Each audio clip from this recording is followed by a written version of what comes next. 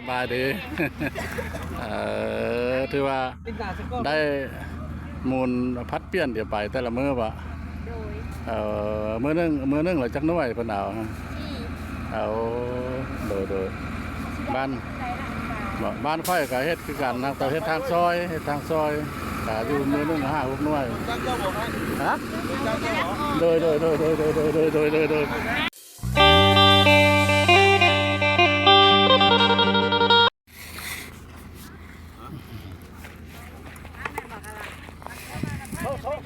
เปล่าหนึ่งพอ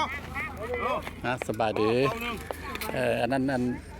เพิ่นเอาให้งานประชาชนบ่เฮ็ดอันนี้เพิ่นสิเฮ็ดทางแดงหรือทางดำเนาะโอ้ดีใจนำละบาดเนาะได้ทางดีทางงามเนาะ มาปีนี้ก็ที่แล้วนี่ก็มาบุญอย่างบุญบังไฟเด้อแต่ลำบากกันแล้วคือว่าเราลดลายแล้วก็มันที่พุ่นเนาะ ดีละดีละสิได้หัวหน้าเพื่อตาเพื่อได้บุญนาคำพาบ่ได้มานะสีวาดบ่ได้มาบ่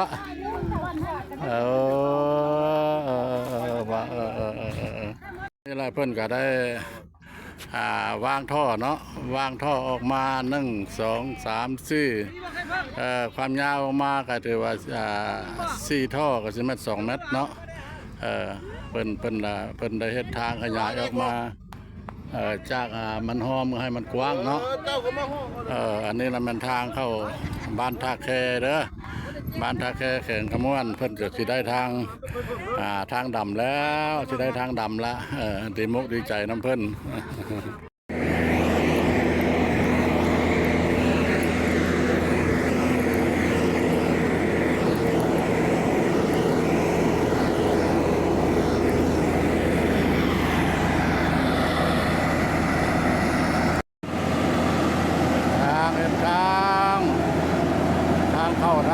ทางเข้าทางแคเด้อเป็นกำลังโลดินโมดินเนาะกำลังโลดินโมดินมีรถคนจักรเนาะรถดำรถมกโค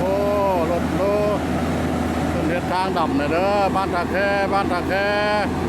แข่งขมวนดีใจน้ำเพื่อนเด้อได้ทางขับทางงามเนาะ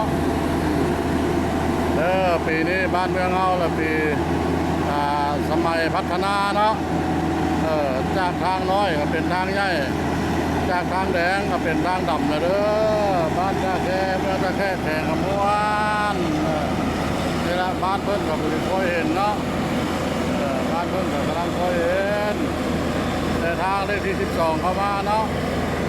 ชีวิตเราประมาณที่2ประมาณชีวิตเราประมาณ3 โลเนาะหรือ3 ลักคนดีใจแล้วคนได้ทางดำแล้วสบายดีนะเมาแห่งงานบ่โดย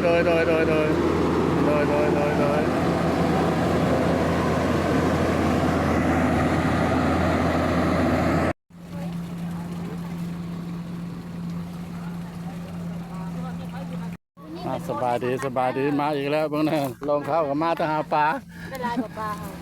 โอ้ได้ละมันหลายคนมากับจุกันลูกหลานกับบ้านเล่าหัวงัวหัวนาเด้อในส่วนเนี่ยนะพักส่วนยางเข้าไปนะแต่เจ้าเฮ็ดอย่างพันกว่าไผ่ลงแล้วล่ะมาเอานะ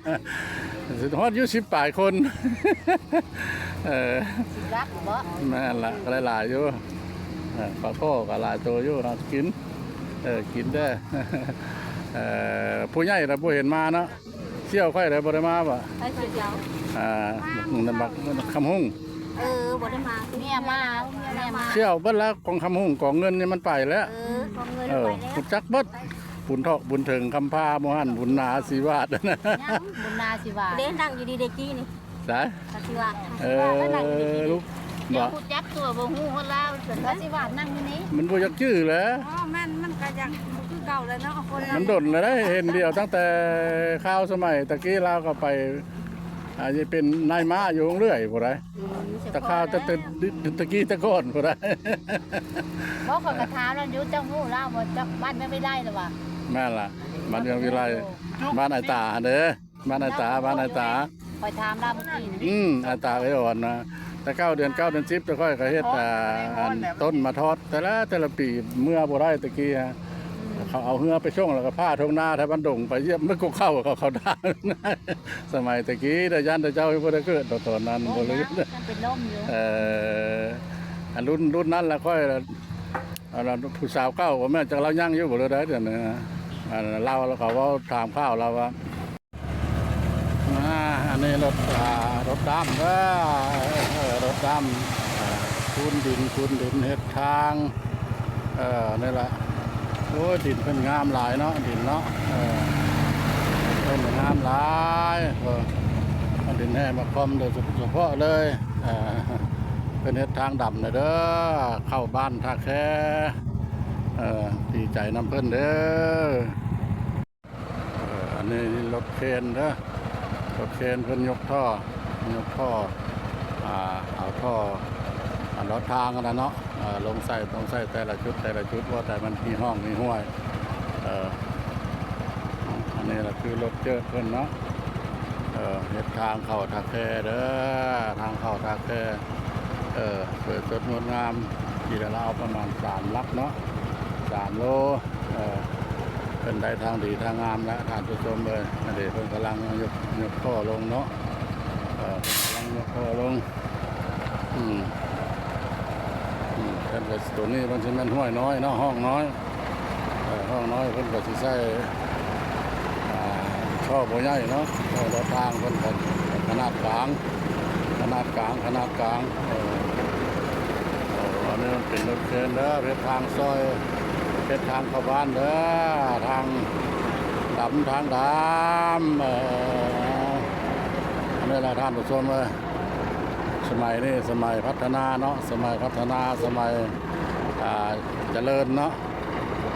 การถ่ายทำทั้งเม็ดทั้งมวลเนาะก็สิพอประมาณนั้นแหละจากนี้ไปก็ขออนุญาตนำท่านผู้ชมทั้งเม็ดทั้งมวลเนาะขอจบคลิปนี้ไปเพียงส่ำนี้